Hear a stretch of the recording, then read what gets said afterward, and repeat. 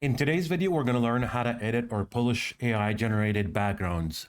Hey, what's going on everyone? My name is Ali, and in this tutorial, I'm going to show you basic ideas to easily edit AI generated backgrounds in CreateStudio 4. So without further ado, let's dive right into it, show you how you can do that. So first of all, I'm going to remove this. I'm going to start from scratch, and I do have 3 backgrounds in the timeline. There's a tip that I'd like to share with everyone, and this is bothering a lot. I know that for sure, that when you look at the timeline layers, you can see the thumbnails of the backgrounds available in each one, which makes it hard for you to work with, especially when you're animating. It's going to make it hard to see or notice where are the keyframes.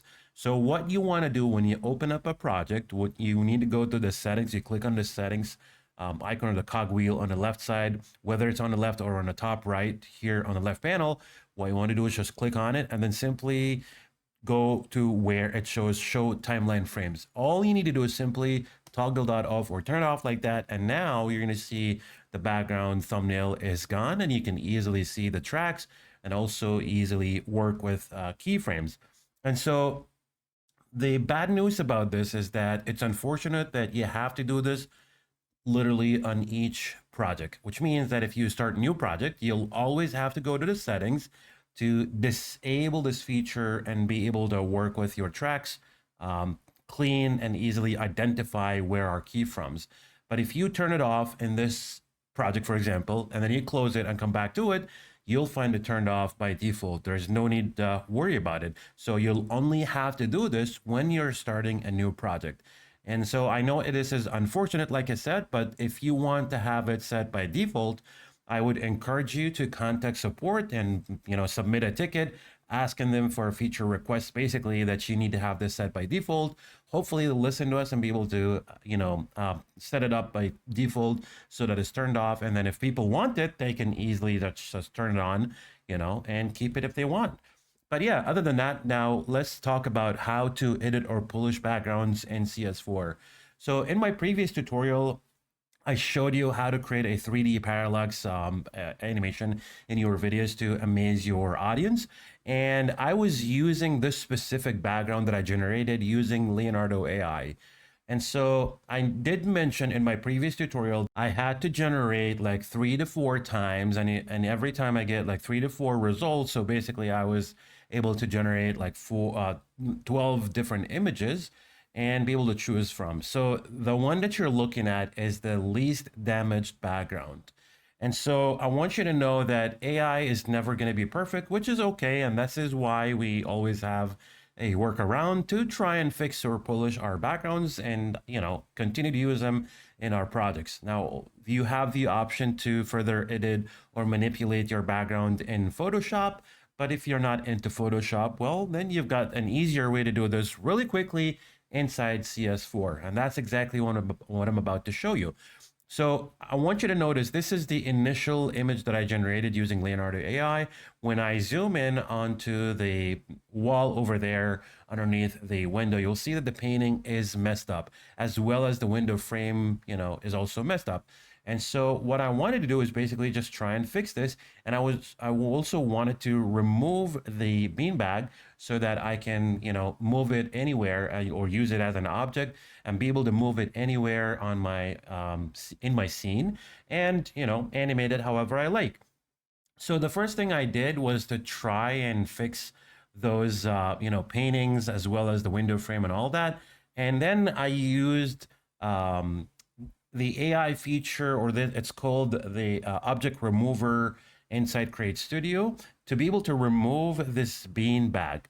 So what I did basically is I had my image selected, and then I clicked onto the robot icon on the right side above the timeline right here. And then, like I said, I used the object remover. So I clicked on that one, and then it's basically asking me to identify the object that I want to remove.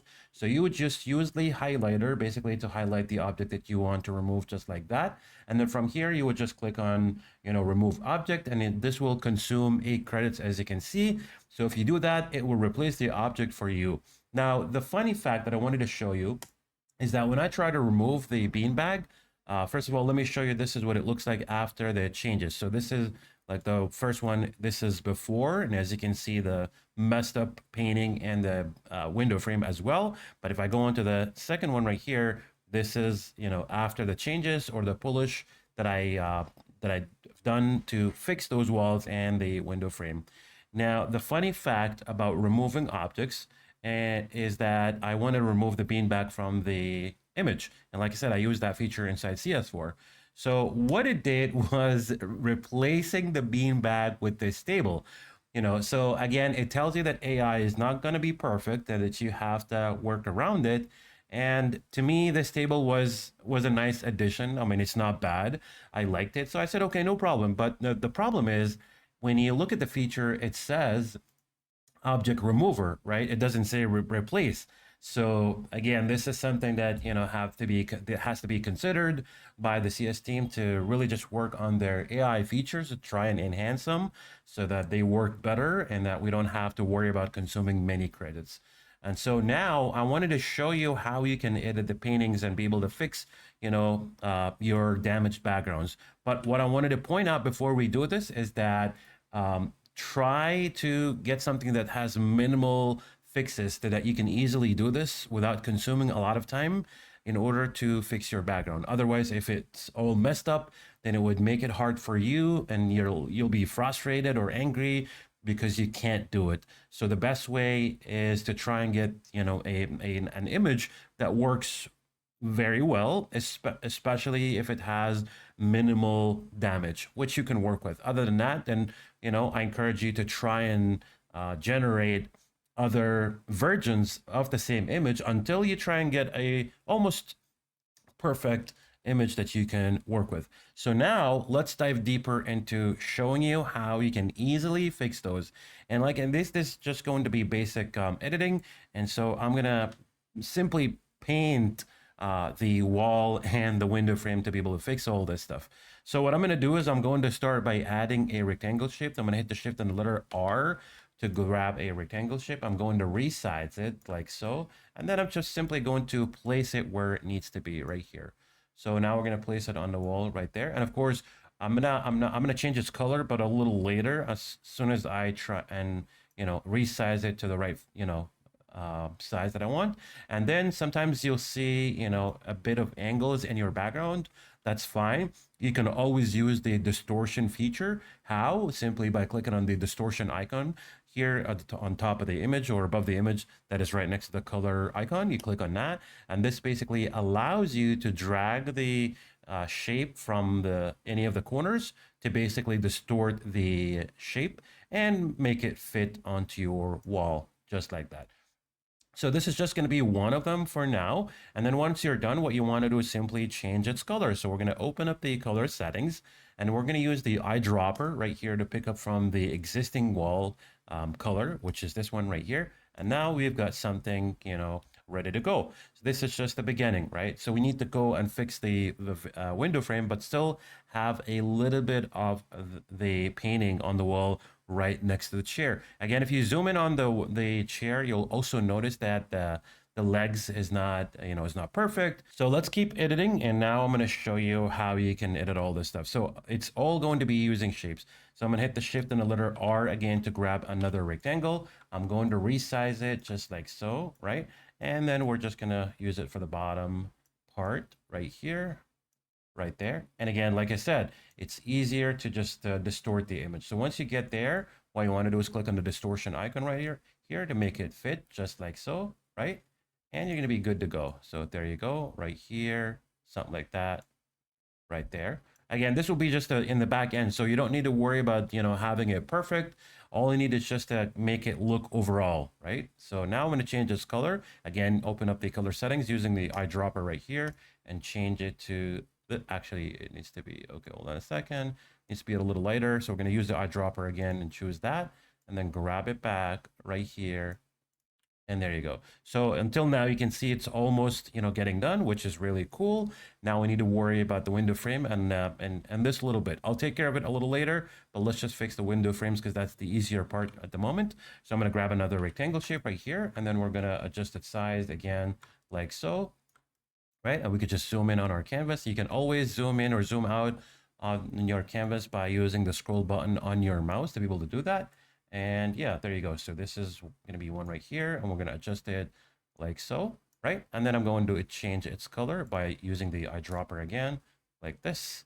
Actually, it needs to be this one right here, and we're good to go. So we can also distort this one if we want to, but we don't need to, right? I could just, do it right here, and it'll look just fine. So once you're done for that one, we're going to need to make a duplicate just to save our time. So we're going to create a duplicate and just drag it above like so. And of course we need to, make adjustments to the size like this right here, right? So as you can see, I'm just trying basically to paint, kind of like use these shapes to paint, the window frame, to paint the wall, and just make it look as perfect as possibly as I could, just like that. So now we have a perfect window frame. It's just about this messed up part right next to the chair.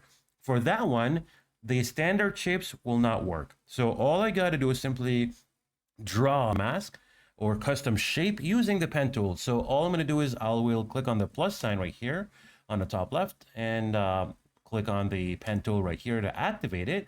And from here, I can simply just start drawing to create my mask.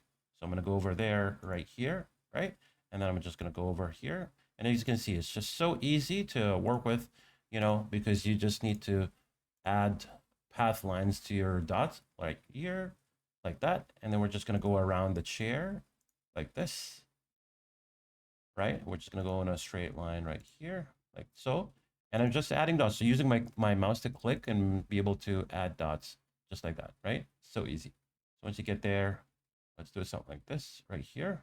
And then now, once we're done, what we want to do in order to connect this shape is simply click on the connect shape above the timeline on the left side right here to connect our shape. And then it's important to remove the border width that was created by default. So we're going to go to settings. It says border width here is 3 pixels. We need to remove that like so, and then open up the color settings again using the eyedropper, change this to that. And there you go. Now we have a pink. So if you go back right there, this is what it looks like. It's perfect. You can see like there's nothing wrong with the wall painting basically, and the window frame and all that. It looks pretty cool. And that's how I was able to edit it. So like I said, this is so easy and it's very basic. You're just using shapes to paint the walls and windows if necessary. But like I said, my recommendation, if you ever try to generate an image using AI and you don't get the exact result you're looking for, like it's messed up, the objects are messed up, the walls painting are damaged, objects are damaged, the object just doesn't look right or missing parts of it, what I would suggest you to do is to try and generate another version until you get something that has the least or minimal damage.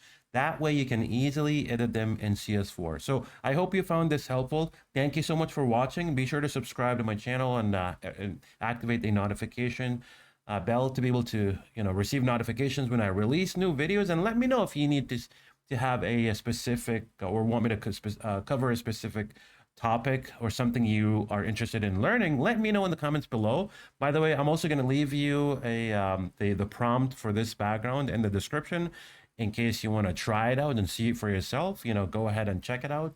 But other than that, I hope you found this helpful. Thank you again for watching, and I'll see you on the next one.